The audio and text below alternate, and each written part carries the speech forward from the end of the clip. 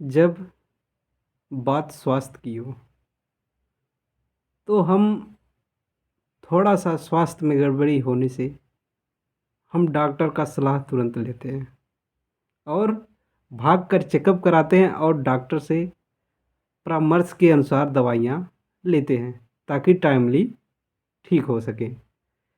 Same वही हाल है धरती माँ का। हम अपना तो ध्यान कर लेते हैं लेकिन धरती माँ का ध्यान नहीं कर पा रहे हैं। आजकल के नवयुग में लगातार धरती माँ का दोहन भरमार खाद और रसायनों के प्रयोग से विष युक्त होती चली जा रही है। नमस्कार, प्रणाम, जय जवान जय किसान जय अनुसंधान। मैं एग्रीकल्चर ऑफिसर आप सभी को मैं बताना चाहता हूँ कि आज मिट्टी की स्वास्थ्य क्या है। जो हम लगातार दोहन से उसमें जो उर्वरा शक्ति है वो लगातार घटती जा रही है क्योंकि हम धरती माँ का तो ध्यान ही नहीं दे रहे। लगातार दोहन हो रहा है, उससे होने वाले उत्पाद पर ध्यान दे रहे हैं। तो इसी से संबंधित एक योजना के बारे में बताना चाहता हूँ, मृदा स्वास्थ्य कार्ड। मृदा स्वास्थ्य कार्ड योजना बहुत पुरानी योजना है लेकिन 2015 में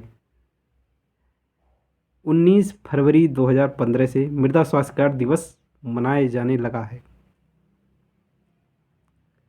मृदा स्वास्थ्य कार्ड बहुत ही महत्वपूर्ण है मृदा स्वास्थ्य के लिए।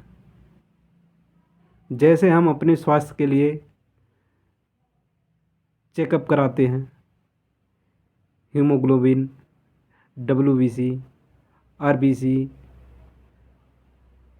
उसके बाद में प्लेटलेट्स, तमाम ऐसी चेकअप हैं जो हम अपने शरीर का करवाते हैं। उसी तरह मिट्टी के स्वास्थ्य का भी जांच होता है। सभी प्रयोगशाला जो गवर्नमेंट स्तरीय हैं, जिसे गवर्नमेंट संचालित करते हैं, उत्तर प्रदेश या भारत सरकार, उसमें हम ये एग्रीकल्चर वाले बताते हैं कि मृदा के स्वास्थ्य में क्या रेशियो होना चाहिए, किस चीज़ का किस अनुपात में होना चाहिए और लगातार जीवांश कार्बन की मात्रा घटती जा रही है क्योंकि जाने अनजाने में हम फसल अवशेष को जला देते हैं, उसमें अपघटित या डिकम्पोज नहीं करते हैं। तो किसान भाइयों, फसल अवशेष को पूसा डिकम्पोजर या अन्य प्रोसेस से आप फसलों अवशेषों को डिकम्पोज करें, जलाएं ना, और मिट्टी का जांच ज़रूर कराएं। और एग्रीकल्चर स्टूडेंटों को मैं बता देना चाहता हूँ कि मृदा स्वास्थ्य कार्ड से 1 या 2 क्वेश्चन कंपटीशन में ज़रूर आता है। तो एग्ज़ाम के पॉइंट ऑफ व्यू से आप इसे सुने। मृदा स्वास्थ्य कार्ड दिवस 19 फरवरी 2015 में मनाया गया। तब से आज तक कंटिन्यू 19 फरवरी को मृदा स्वास्थ्य कार्ड दिवस मनाया जाता है। इसमें मैं किसान भाइयों और एग्रीकल्चर के विद्यार्थियों को बताना चाहता हूँ कि इसमें 12 पैरामीटर होते हैं जिनका टेस्ट किया जाता है, जिसमें से पीएच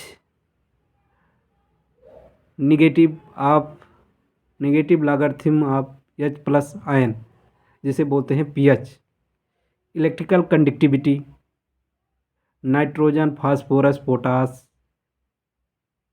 उसके बाद में सल्फ़र आता है, फिर माइक्रोन्यूट्रिएंट आती है, ferrous, manganese, copper, zinc, boron, molybdenum, ये सब माइक्रोन्यूट्रिएंट है।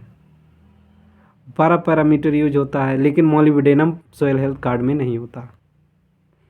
माइक्रोन्यूट्रिएंट में ferrous, manganese, copper, zinc, boron 5 का टेस्ट किया जाता है। 12 पैरामीटर पे टेस्ट होता है और टेस्ट के बाद जो रिजल्ट आता है उसी के एनालिसिस के बाद किसानों को खेत में कौन सी न्यूट्रिएंट एप्लीकेशन करना है या भूमि सुधारक कौन सा यूज करना है वो बताया जाता है। अगर 7 से 6.5 से 7.5 pH हमारे मिट्टी के लिए बेस्ट माना जाता है, जिसमें अधिकतम फसल उगाया जाता है।